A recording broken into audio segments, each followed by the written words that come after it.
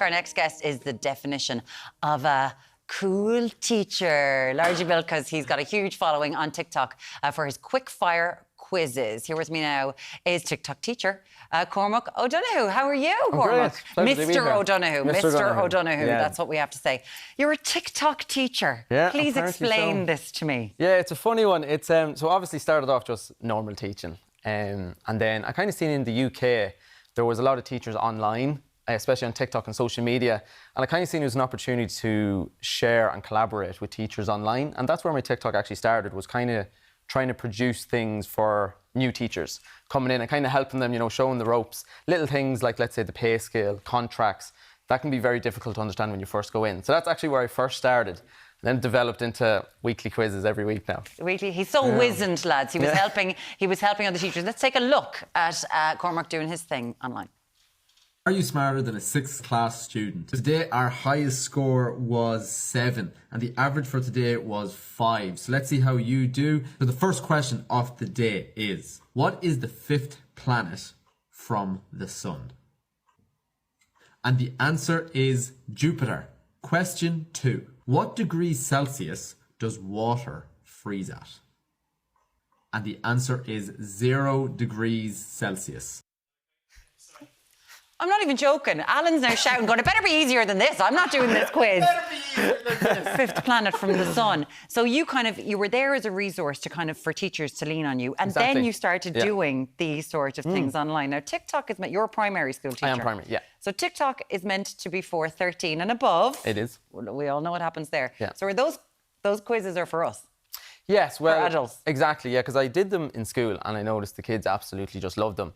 So it kind of, as I was saying, the TikTok changed over time, and then I started doing the quizzes and I decided I might as well stick a few up, kind of try to make it a bit fun. And as I started doing them, I started getting loads of messages from like grandparents, uncles, saying that they do them with their nieces, their grandchildren, their children. And I realised it was just kind of a fun opportunity for people to come together and have a bit of crack together. Now, obviously, TikTok is for 13 and under, but I think as we know, kids these days do find ways to get on. Yeah. So it's good that there is content that they're actually enjoying to do. So I was looking at your content last night and there was what a teacher wears during the Yeah. You do all your outfits. I do an outfit every single day. You do have these sort of things. You've got your Connell chain on there, Yeah, your normal yeah. people chain, love it. So you are doing all sorts of content, but there was one thing that you mentioned there that I thought was interesting, because we talk about teacher burnout a lot, Yeah. getting teachers into the profession but them not lasting, and it was so that you could connect with other teachers. Yeah. How are teachers doing? Because it does feel these days that, you know, parents perhaps aren't on the side of the teacher as much as they used to be. The teacher can be in the wrong an awful lot. How is the relationship? I think the relationship is growing, it's changing. I think if we look at Ireland as a whole, the whole teaching view has changed radically. And, you know, I think it's kind of like a pendulum. It was major one way where the teacher was the be-all and end-all.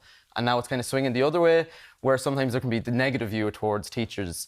And I think now it's starting to balance a little bit more. And that's something else I'm trying to do with my TikTok, is kind of show like we are just normal people as well. Humans. We're approachable. Exactly, we're humans. Like if your child has trouble in school, that's a human there trying to help your child. So like approach them, you know, come up to them. At the end of the day, we're both looking for the same thing, which is just to help the child as best we can. So burnout is kind of an interesting topic. Like any job, there's challenges. Yeah. But so is the teaching. I think where the burnout comes from, it's a very stimulating job, very overstimulating. Like by the end of the day, you've 20, depending on the class, you have 21 kids in your class. And if you want to build a meaningful, respectful relationship with each of them, you have to give each of them time to learn, teach them time to talk, listen to the things they're excited about, listen to things they're nervous about. And by the end of the day, the social battery can just be gone. And then you have to do your other stuff if you've anything on outside of school as well. So I think that's maybe where the burnout comes from. Yeah, there's a lot going on with teachers. Yeah. I think we could talk to you an awful lot more about that, but what we want you to do is mortify Alan Hughes. Sounds like a plan. So I'm going to let you go on over there, make your way over, because the boys have been studying hard and now they're ready to find out, are they indeed smarter than a 6th class student? Hi, sir. No. Hi, How sir. are you feeling, Go lads? easy. Good morning. Sir, you're my I'm Will Cadogan Dullamak Mashid I just want to say, Mr. Dunner, you're my favourite teacher. Brilliant. That's what the apple for, is it? Yeah. Yeah, both of them. for you. The big licks. I'm the biggest lick in this. Right, so as we start in school, and we'll got the array. Thomage, Ray, yes, say it. Sha. Yes, Not Sha. the smile, not the smile. I'm lost already. There's no cog in my answers now either. Go on. Okay, question 1. So we're doing it by topic. So the first topic is English. Do we write these down or we shout them? Write them down. Write them We'll down. Write them down. Okay. So, number 1. Identify the adverb in this sentence. She ran quickly to the bus. The adverb. The adverb. She ran quickly to the bus. Has to be one of them words. Well, obviously, that's it. Right, okay. I think I'm wrong.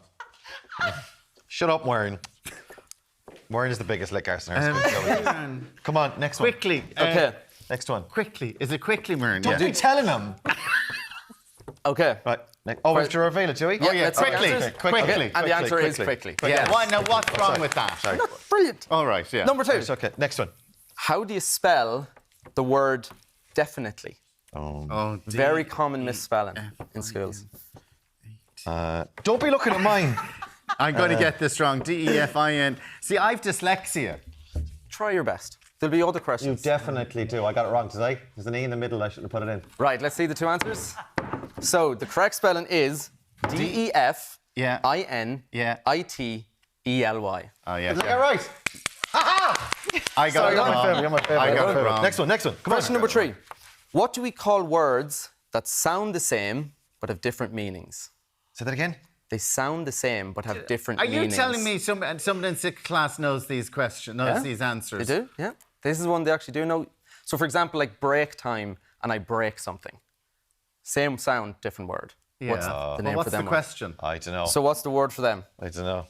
We going to pass? Pass. The answer is a homophone. Sorry, homo what? You can't be using that kind of language. Can't be using that kind of language. I mean, a homophone. A homophone. So if I was called a homophone, It Yeah. means you sound the same as something else, but you're different. Alan Hughes sounds like something else with a different meaning. Go on, quickly. Get So, it. maths. What is 25% of 160? well, 25 25% of 100 is 25. 160 is look at the 40. And the answer is 40. Next, sir. Who's winning? Who's winning, stuff? The next one is, what is the name of a 7-sided shape? Oh, seven-sided. Something sphere. A what? No, it's not. It's What is it? It's a Hepisphere. No. I was gonna.